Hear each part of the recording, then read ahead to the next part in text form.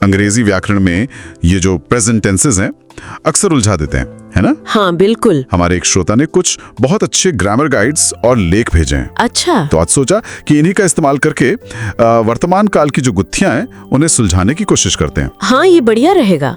खासकर simple, continuous और perfect के बीच का जो फर्क है, वही सबसे ज्यादा कंफ्यूजन होता है। हाँ, और ये जो स्रोत है ये सिर्फ रूल नहीं बताते बल्कि समझाते हैं कि हर टेंस कैसे टाइम और एक्शन के स्टेट को दिखाता है। मतलब रटने से ज्यादा समझने वाली बात है। बिल्कुल, लॉजिक समझना जरूरी है। ठीक है, तो फिर कहाँ से शुरू करें?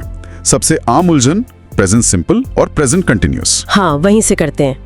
तो प्रेजेंट सिंपल ये होता है सामान्य सच के लिए। जैसे वो पानी वाला उदाहरण, water boils at 100 degree Celsius. ये बातें सही कहा, एक तरह से स्थायी स्थितियां। लेकिन प्रेजेंट कंटिन्यूअस वो तब आता है जब काम बोलते समय हो रहा हो, जैसे अभी हम बात कर रहे हैं, we are talking right now. बिल्कुल। या फिर कोई अस्थायी स्थिति हो, जैसे एक स्रोत में उदाहरण था, my parents are staying with me this week. अच्छा, मतलब वो हमेशा नहीं रह रहे इस हफ्ते। हाँ, ये टेम्पररी है।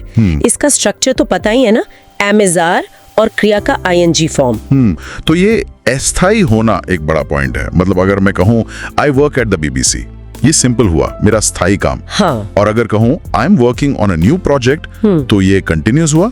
मतलब ये प्रोजेक्ट या तो अभी चल रहा है या टेम्पररी है। बिल्कुल सही पकड़ा। कंटिन्यूअस उस काम पर जोर देता है जो या तो अभी प्रोसेस में है या फिर एक सीमित समय के लिए है।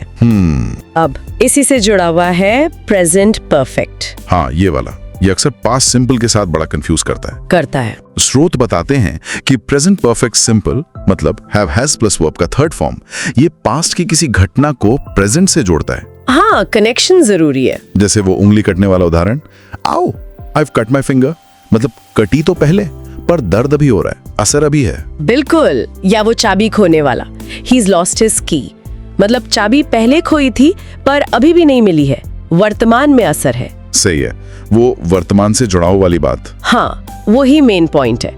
और फिर आता है प्रेजेंट परफेक्ट कंटिन्यूअस। अच्छा, ये है have has been plus verb का आईएनजी फॉर्म। हाँ, ये एक्शन की ड्यूरेशन पर या प्रोसेस पर ज्यादा फोकस करता है, खासकर जब उसका असर अभी दिख रहा हो। जैसे इट्स बिन रेनिंग, मतलब बारिश होती रही है और देखो बाहर जमीन अभी भी गीली है, असर दिख रहा है। अच्छा, या सवाल पूछने के लिए भी। हाँ, जैसे how long have you been learning English, यहाँ ड्यूरेशन मतलब अवधि पूछी जा रही है। और स्रोत ये भी कहते हैं कि फॉर और सिंस का इस्तेमाल अक्सर इसी टेंस के साथ होता है ड्यूरेशन बताने के लिए। हाँ, ये बहुत कॉमन है। लेकिन असली मुश्किल आती है प्रेजेंट परफेक्ट और पास्ट सिंपल में से चुनने में।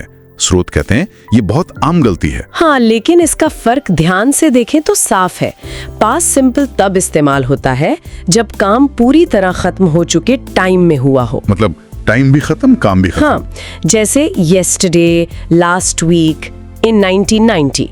एक उदाहरण था स्रोत में, मोज़ार्ट wrote over 600 pieces of music। अच्छा, क्योंकि मोज़ार्ट का जीवन और काम दोनों पास्ट में खत्म हो गए। बिल्कुल, वो अब और नहीं लिख सकते। लेकिन अगर हम कहें my sister has written several plays, तो यहाँ प्रेजेंट परफेक्ट क्यों? क्योंकि इसका मतलब हो सकता है कि वो अभी भी लिखती हैं या उनके लिखे नाटक अभी भी महत्वपूर्ण है, उनका कनेक्शन वर्तमान से है। समझ गया।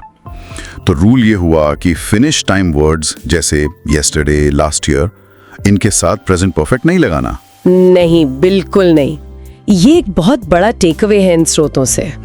और यहीं पर एक छोटी सी दिलचस्प बात भी है एक स्रोत में। बताइए। कि पुराने जमाने के जो ग्रामर मॉडल थे, शायद 19वीं सदी के, वो अंग्रेजी में सिर्फ 6 टेंस मानते थे। अरे सिर्फ 6? आज तो हम स्कूलों में 12 पढ़ते हैं। हाँ, simple, continuous, perfect, perfect continuous, हर टाइम फ्रेम के लिए 4। तो ये दिखाता है कि भाषा को समझने और सिखाने का तरीका भी टाइम के साथ कैसे बदलता है। वाह, ये तो वाकई दिलचस्प है। तो कुल मिलाकर अगर सार निकालें, प्रेजेंट सिंपल है स्थायी या सामान्य चीजों के लिए, कंटिन्यूअस है जो अस्थायी या अभी चल रहा है, सही, और परफेक्ट वो अतीत को वर्तमान से जोड़ता है, चाहे वो नतीजा हो सिंपल परफेक्ट या फिर प्रोसेस या अवधि हो कंटिन्यूअस परफेक्ट। और पास्ट सिंपल वो पूरी तरह से अतीत की बात है जिसका अब वर्तमान से कोई लेना देना नहीं। एकदम सही कहा, बिल्कुल यही है। तो जाते जाते एक सवाल मन में आता है, पूछिए। क्या इन नियमों के पीछे का क्यों समझना, मतलब ये सोचना कि कोई टेंस क्यों इस्तेमाल होता है, न कि सिर्फ कैसे। क्या इससे अंग्रेजी में टाइम और एक्शन को महसूस करने का हमारा नजरिया बदलता है? अच्छा सवाल है।